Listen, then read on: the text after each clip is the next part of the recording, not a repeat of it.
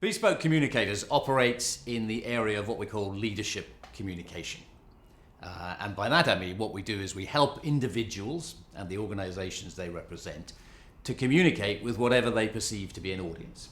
Now that audience could be one person, it could be 5 people, 500, 5 million even, depending on the medium and the format. Now, on Amazon, there are 9,500 books with the term leadership in the title. Now, it's not our aim to add to that catalogue or that cacophony, but our fundamental belief is that an ability to communicate is the most basic, the most fundamental leadership skill. And that's what separates somebody who is truly inspired from somebody who is merely technically proficient. Now, the way we approach this is fairly non-prescriptive.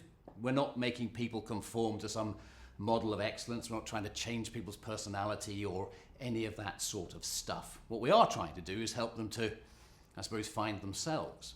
And if there is some sort of process in what we do, it's actually a process of unlearning, challenging some of the orthodoxies that have got us to a position now where a lot of business communication is not only counterintuitive, it's very often counterproductive.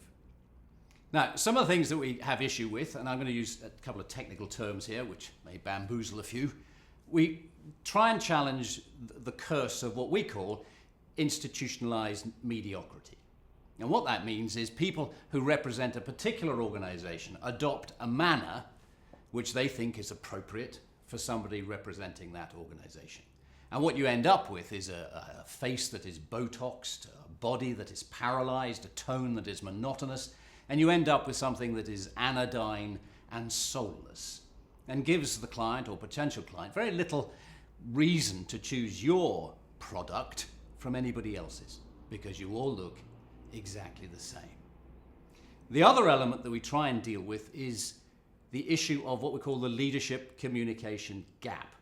And this is the space that very often accrues as you go through an organization. You're promoted, you're selected on your ability, your technical ability, and very often the softer skills, which become the defining element in a leadership position, lag behind. So our aim in life is to ensure that when you communicate, at whatever level within an organization, you do so commensurate with your status.